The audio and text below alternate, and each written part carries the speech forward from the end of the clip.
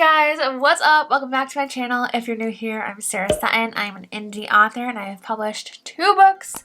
One is a young adult friends to lovers romance titled What Are Friends For? And the other one is a young adult fake relationship romance titled Out of My League. You can find the links to both those books in the description box below. They are available on Apple, Amazon, Barnes & Noble, and Kobo. Welcome back to my channel. I'm gonna be honest, I came out to my shed. This is where my lovely shed is. If you haven't seen that shed tour, I'll leave it in the cards and down below. I sat down and I had zero idea of what I wanted to talk about today. I usually have an idea of what I want to talk about. I usually have like a list written down, but today, no go. It was not happening. So I thought about it and I thought about it and I sat here with the air conditioning blasting my face. It didn't come to me for a while. But what I wanted to do, I wanted to talk to you guys about how I outline my books. Now I know some of you who've watched me for a while are probably like, Sarah, you don't outline. And I don't outline crazily. So I'll tell you more about what that means. But before we get into today's video, please drop a like and subscribe if you are not subscribed already. It would mean the world to me. I wanted to kind of keep you guys in the loop of where I'm at writing wise. So if you have not seen my Camp Nano videos, I am doing Camp NaNoWriMo in the month of July. And I'm finishing up my first draft of my young adult romance novel. Well, you know, it's the plan. I really hope to. I'm not really far into it right now. I think I'm only at 20,000 words. Don't worry, I cheated. I started way before I was supposed to. So I'm at 20,000 words and I want to get, my target is kind of like 70,000 words, but it really needs to get done this month. And I wanted to kind of do a video about that because I have my weekly vlogs on Fridays. I wanted to keep Monday kind of like this day dedicated to writing related things rather than vlogs, if that makes any sense. But I kind of thought I wanted to keep you guys in the loop on where I'm at writing-wise and like kind of give you a tip or an insight of what I do when I'm in this stage of writing. And I found myself doing this the other day. I found myself sitting down and re-outlining what I wanted to do with my book. So I thought it might be fun to kind of go over with you guys about how I outline, and we're going to talk about why I'm using quotation marks in a second, because I think it's interesting to see different point of views and to see how even a person who doesn't really outline, such as myself, I don't hardcore outline, I think it might be fun to see what I do use and what kind of works for me. I'm sure a lot of you have heard of Save the Cat Writes a Novel. I have it right here. Please ignore how crusty it looks. Oh, you probably really can't see how crusty it looks on camera. Cool. It's crusty. So I have read that book and I love that book. And in that book, they have a beat sheet kind of outline you can follow. The Save the Cat beat sheet separates into 3 acts. Like a lot of story outlines do, they separate into 3 acts. So in Act 1, you have opening image, theme stated, setup, catalyst, and debate. So that is Act 1. And then you go into Act 2. So you have break into 2, B story, fun and games, midpoint, bad guys close in, all is lost, and dark night of the soul. How it lays out is Act 2 actually takes up the majority of your story in the Save the Cat Writes a Novel beat sheet. And then you have Act 3, which is break into 3, finale, and final image, which in my opinion, I feel like it rushes the end a little bit. Just a smidge, nothing too major, I don't think, but I do think it kind of feels a little bit rushed compared to the other 2 acts. So let's talk a little bit about it. So I don't want to go too much in depth about what each beats mean and everything because Save the Cat Writes a Novel, I know for a fact, will do a much better job at explaining it than I will. So if you want to check that book out, I will leave it down below. It's a really great book and I really found a lot of help with the beat sheets. Let me see if I can find, if I can't, we're just going to do it together. Yeah, you know what? Let's just do it together. So I'm going to move you down so you can see my journal and we're going to create our beat sheet together. So I'm going to do all the acts from this sheet, but I'm not, instead of like plotting out a book, because I don't want to share my actual beat sheets for my current and future novels, I'm actually going to use What Are Friends For to outline so we can kind of see how that would work. And for those of you who have read What Are Friends For, you'll know exactly which beats the plot falls into. After the Save the Cat beat sheet, we're going to move on to my second outlining method, and I can't quite remember where I got it from, but if I can find it, I will leave that link down below as well. But I want to say that I did not create the second outlining tip. I found it somewhere. So I don't have any of those like over the desk cameras, which would be super helpful in a moment like this. So I just stacked you up on a few books, and hopefully this works. You will see, and hopefully the audio quality isn't too terrible. If it is, then I guess we're going to be cutting to a voiceover. And I should preface this really quick by saying I will probably spell things wrong. I rely heavily on spell check and autocorrect in Word. So yeah, if I spell something wrong, please don't make fun of me. Okay, so for the Save the Cat beat sheet, the first beat is the opening image. And for What Are Friends For, the opening image is Remy and Elijah, I'm just going to put Eli, at the underwear store. Well, it's technically not the underwear store. It's technically just a normal store, but their underwear, they get the underwear. Okay, geez. So theme stated is the next one. And I don't have the right journal where it's in here. I just put my book here to save my spot. But I don't exactly remember what the theme stated was and who it was said by.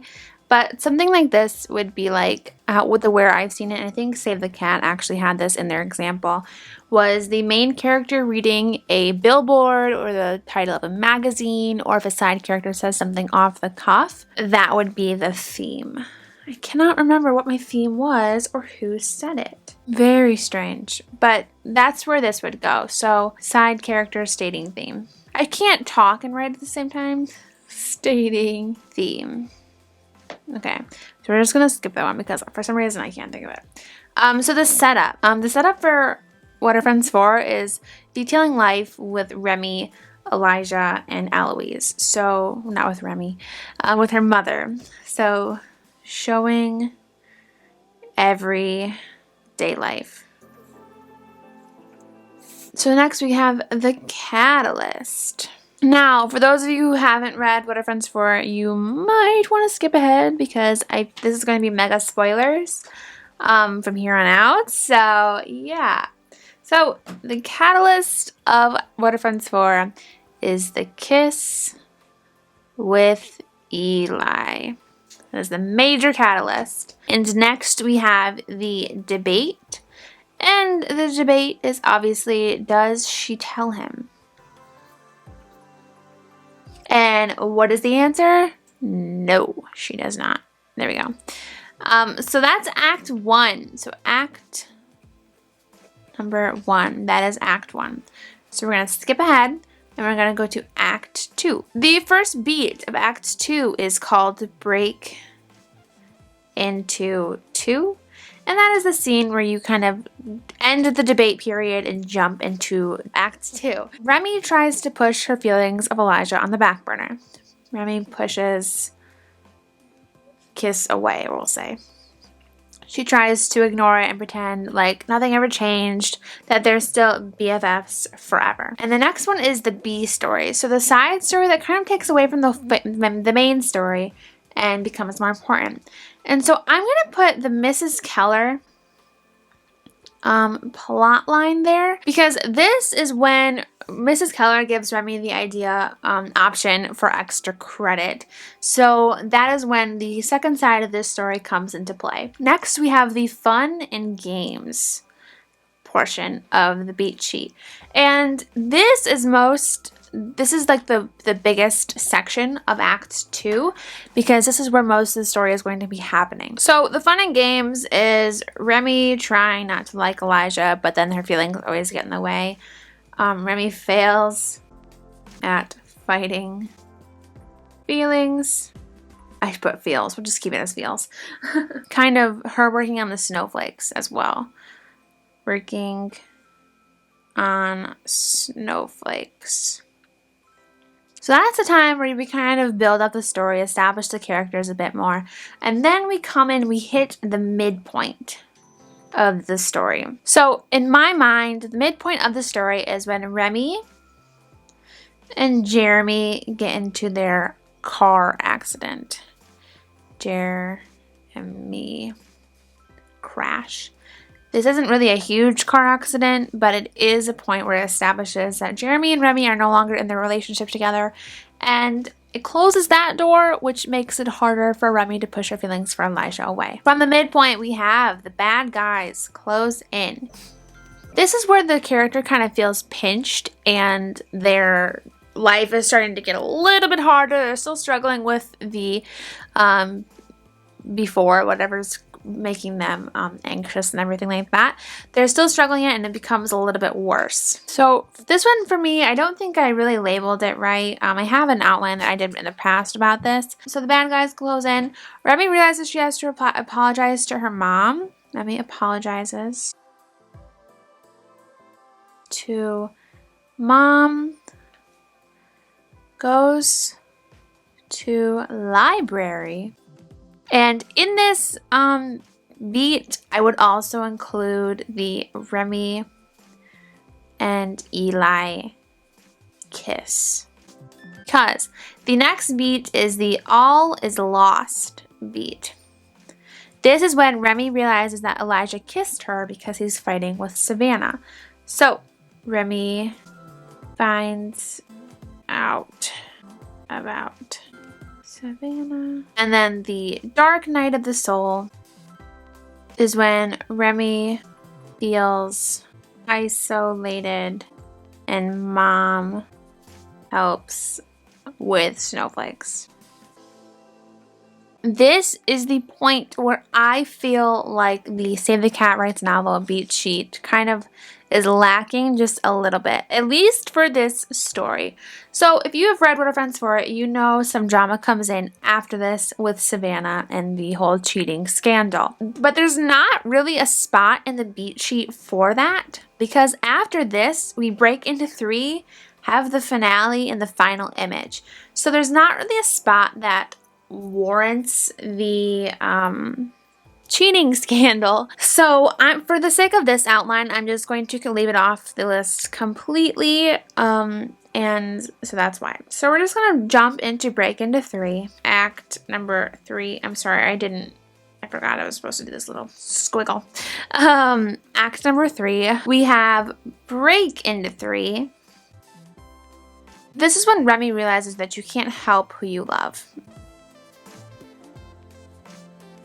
And I think this is kind of like the theme of the story, if I do remember correctly, because Remy has this whole thing with her father and her stepmother and her half-sister. So she looks at her father and her stepmother, and she loves her father and her stepmother. And she realizes that her father couldn't help but love the stepmother's name is Clara. You really can't help who you fall in love with, and this is the moment that Remy realizes that. She's in love with Elijah, and she can't help it, and there is really nothing to do but sit back and own it. So the finale is kind of a long beat for my book and What Are Friends For. So Remy turns in the snowflakes and goes to a party. There she finds Elijah and they have their heart-to-heart.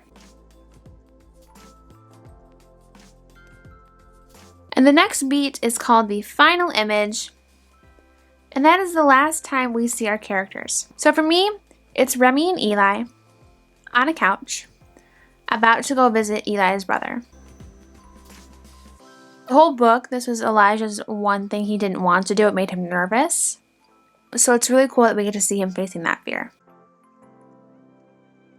Now, while that beat sheet is really cool and really good, you'll have noticed, if you've read What Are Friends For, that there are some things that didn't quite fit. So the whole cheating scandal didn't fit into the beat sheet layout. The whole makeup with Savannah didn't fit into the beat sheet layout. The whole Jeremy kind of side story didn't quite fit with the labeling of the beat sheet. That's why I like to use my second beat sheet. It is similar, it's very similar, but I feel like this one's a little bit easier for this story anyway. I find a combination of outlines is kind of where my heart lies, because I like both of these outlines together. I can't use just one or the other. So yeah, let's go into that one together too. Before we hop into the outline, if you haven't liked this video yet and you are enjoying it so far, it would be amazing if you could scroll down and tap that like button, and make sure you're subscribed as well, because you don't want to miss out on any fun little information bits like this, do you? And we do vlogs and live streams. So hello! For this, we have the Homeland And for this one, it kind of combines the opening image, theme stated, and setup together. So we have, we want to establish Remy's relationship with her friends and family. From there, we jump immediately into the inciting incident. So inciting... Also, sorry for my poor handwriting. So the inciting incident of the story is when Elijah and Remy talk about the party. Elijah, Remy... Because the party is the inciting incident of this beat sheet, kind of. It's where the party is brought up for the first time and all that stuff. So then we move on to the catalyst, number 1. And, oops, number 1. And we're going to say Eli, Rem, kiss. Obviously, right? And the next phase in this is called the reactive phase. So this is the part where the character is more reacting to what happened rather than being... We'll go into that later because that's going to be a different phase. But the reacting phase is Remy trying to push Elijah away and be friends and push away her feelings. Remy pushing away feelings. She's wanting things to go back to normal. She's wanting things to be the same. So she's trying to ignore that it happened. That's her reaction to the whole process. Then we jump right into catalyst number 2, which in my head, that's technically the midpoint of the, say, the cat beat sheet. So this would be Remy and Jeremy falling in a ditch, right? So that's when the proactive phase comes in. This is where Remy's mindset completely shifts. This is partly from the help of her father, who helps her realize this mindset shift. This is where Remy realizes her feelings for Elijah aren't a bad thing. Remy's feelings are valid. Which is completely true, right? And then we go to catalyst number 3. So we're skipping a bunch, you'll see. I feel like it hits the plot points a bit in a different way that makes you realize it a bit more. Like reactive, she's reacting to what happened, but in proactive, she's saying, okay, this is okay. I can be who I want to be. She's in a more positive headspace than this one, and it kind of makes you understand the character and her journey a little bit more rather than the beat sheet and the plot journey a little bit more. Does that make sense? So catalyst number 3 is Remy and Eli kiss again. And then the climax to this is the next one. And that's going to be the whole cheating scandal and then party. And we'll put final party. And then the conclusion. Remy and Eli equals happily ever after.